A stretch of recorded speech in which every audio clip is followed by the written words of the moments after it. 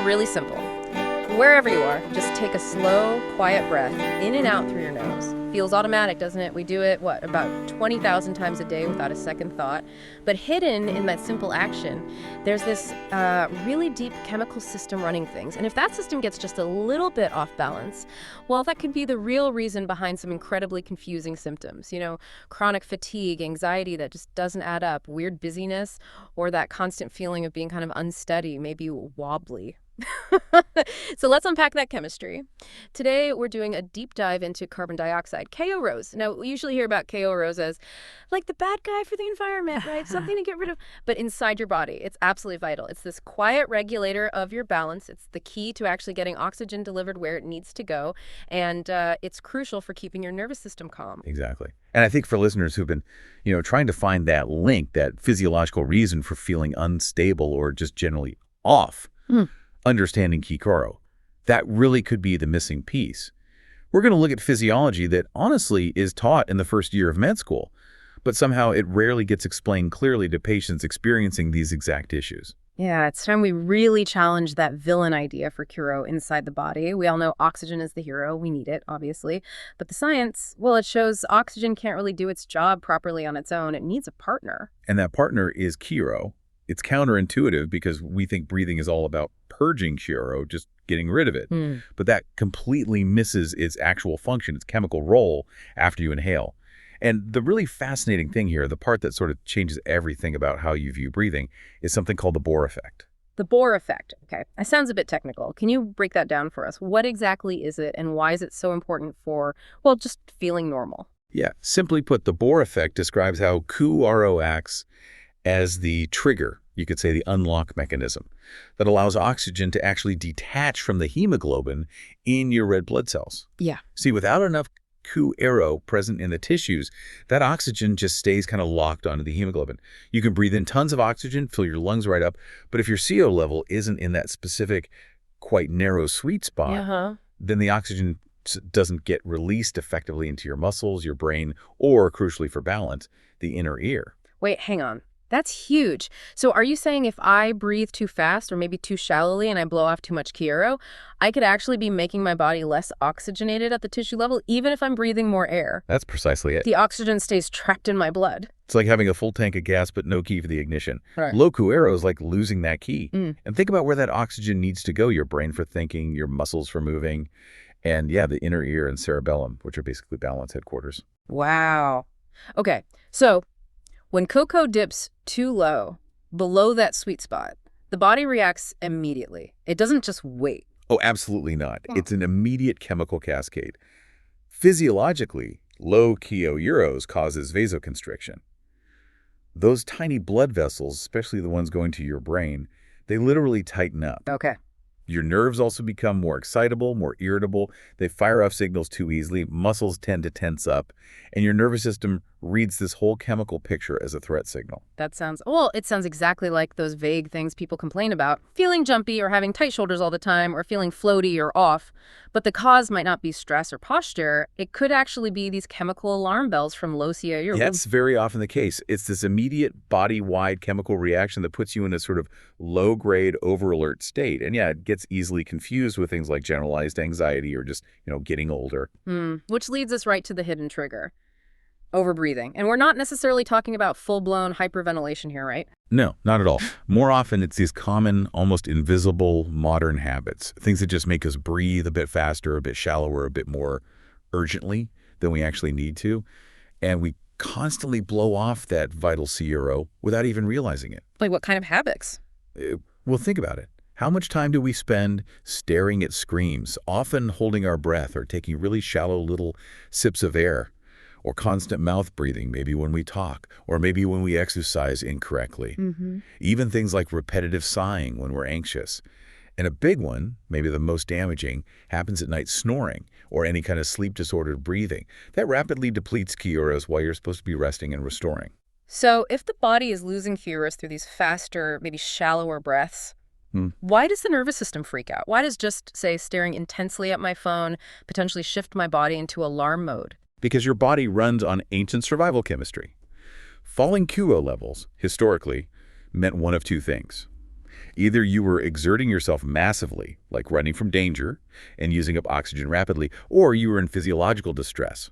So the nervous system doesn't know you're just checking emails. It senses falling QROs and instantly shifts gears from rest and digest towards fight or flight. Chemically, it thinks it's starving for oxygen, paradoxically, even if you're actually breathing too much air volume. Okay, this makes the choice of how we breathe even more critical. Which brings us to airway selection, nose versus mouth. Absolutely fundamental. Think of them as two different tools for different jobs. Your nose. That's the calm, efficient strategist. It's designed for normal, everyday breathing, for preserving resources. And the mouth. The mouth is the emergency bypass. It's for eating, talking, shouting, and yes, for those very rare short bursts of extreme exertion like escaping danger. It's not meant for baseline breathing. And the defense and function is huge, isn't it? Nose breathing is all about preserving QRO. Yes, it naturally slows the airflow down. It creates a bit of resistance, which helps stabilize QRO levels. Yeah. But it does more than that.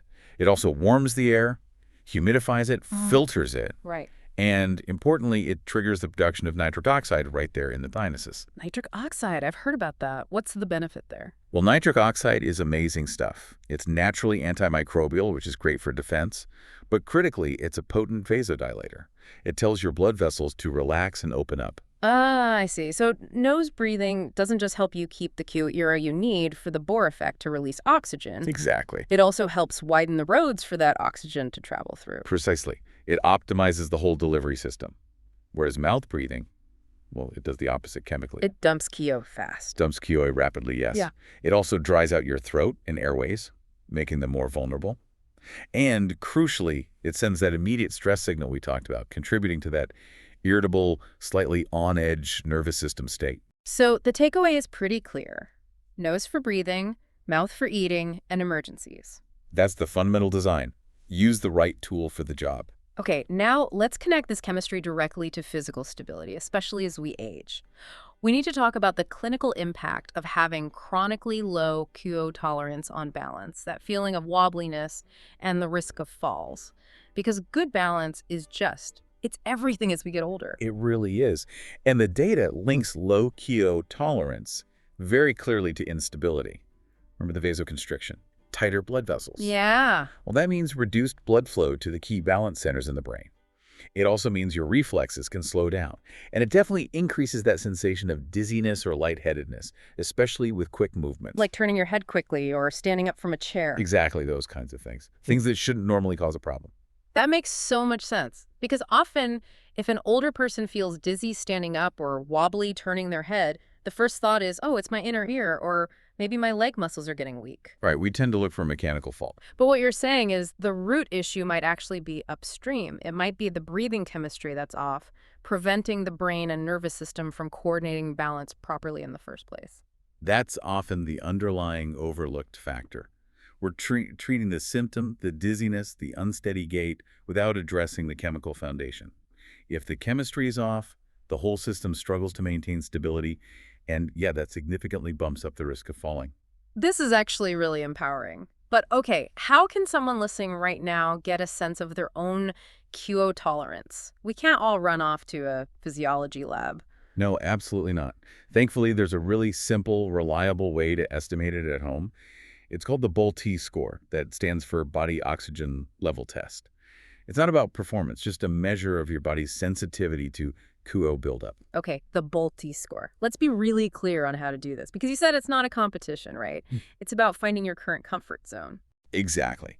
Precision is key here for an accurate reading. So, step 1, just sit comfortably upright.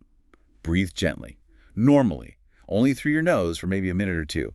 Just let your system settle, no big breaths. Okay, calm, normal nose breathing. Got it. Step 2, take a completely normal, quiet breath in through your nose, and then a normal, quiet breath out through your nose. Normal inhale, normal exhale. Check. Step 3, right after you finish that normal exhale, gently pinch your nose closed with your fingers so no air can get in or out. Pinch after the exhale. Okay. Step 4, immediately start counting the seconds. 1, 2, 3, and so on. Right. Now, step 5 is the most important part. You stop counting at the very first distinct feeling that you want to breathe. Not when you're desperate, not when your diaphragm is spasming. It's subtle. Look for the earliest signal, maybe a slight tightening in your throat, an urge to swallow, maybe your diaphragm just gives a tiny little involuntary twitch, that first definite "I'd like some air now" feeling. So don't push through discomfort. Stop at the first sign. Precisely. That first sign is the chemical alarm bell ringing softly. That's your score. Step 6. Let go of your nose and just breathe normally through it. And step 7. Your recovery breath, the first breath you take after letting go, should be completely calm and normal. If you feel like you have to gasp or take a big, deep, compensatory breath, you held on too long past that first urge. Try again later, aiming for that earlier signal. Okay, that makes sense. So what does the seconds we counted, actually tell us about our internal chemistry? Well, a low Bolt score, let's say under 20 seconds, maybe 15 or even 10 for some people, indicates a high sensitivity to CoRO. It means those chemical alarm bells go off really early. This suggests you likely have a faster, perhaps shallower, baseline breathing pattern day to day. And it correlates strongly with those symptoms we discussed, the tendency towards vasoconstriction, nerve irritability, maybe anxiety, and poorer balance reactions. And if someone scores higher, say 30 seconds or 40 or even more? A higher score indicates much better CoO tolerance, much calmer internal chemistry. It means your body doesn't perceive rising CoO as an immediate threat. This generally translates to more efficient oxygen delivery via the Bohr effect, more relaxed blood vessels, a quieter nervous system, and typically, yes, much steadier reflexes and balance.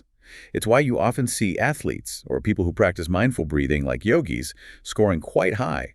They've effectively, often unintentionally, trained their chemistry. That's really encouraging because it implies this isn't fixed. If someone gets a low score, they're not stuck with it. You said co-tolerance is trainable. Highly trainable. And the great news is, improvement can happen relatively quickly with just gentle, consistent practice. You're essentially retraining your brain's respiratory center to be less reactive to CoO. So what's the prescription? What's the simple, actionable thing listeners can start doing today to gently improve their score and their chemistry? Okay, the most fundamental, powerful first step. Intentionally close your mouth when you're not eating or talking. Just close your mouth? Simple enough? Then what? Then focus on breathing quietly through your nose. The aim isn't deep breathing, it's actually light breathing. Try to make your breath so soft, so gentle, that, the old analogy, if you held a feather under your nose, it would barely move. So less volume, more quietness through the nose. What about belly breathing? Should we be forcing big diaphragm movements? That's a common misconception. You should allow your lower ribs or belly to move naturally and gently with the inhale, yes, but don't force it. The biggest mistake is trying too hard, taking big, relaxing breaths that actually just blow off more CoRs. Think soft, effortless, quiet nasal breathing. Even just doing that consciously for, say, 3 to 5 minutes, maybe twice a day, starts to gently nudge your background CoRs levels up and recalibrate your system. That really brings everything together. The core message here seems to be that we've misunderstood carbon dioxide's role inside us. It's not the enemy in this context. Not at all. It's the essential co-pilot for every oxygen molecule. It's the master regulator of your internal balance, both chemically and physically. So, when your CoRO's tolerance is healthy, oxygen gets delivered better, blood vessels stay more open, balance improves, anxiety tends to lessen, even sleep can get better. Absolutely. Yeah. And when CoO levels are chronically low because of those sneaky overbreathing habits, mouth breathing, shallow chest breathing, stress breathing, that's when those confusing, seemingly unrelated symptoms can creep in. It really highlights that your breathing pattern isn't just automatic. It's one of the most powerful systems you can consciously influence. You can literally train your own chemistry, impacting your stability, your mood, your energy. It's incredibly powerful. So the final thought, the practical advice really boils down to this. Close your mouth whenever possible. Trust your nose to do the job it was designed for. The rest is chemistry. Understanding that chemistry really feels like the key to unlocking better balance in a calmer system. Close your mouth. Trust your nose. Fantastic advice.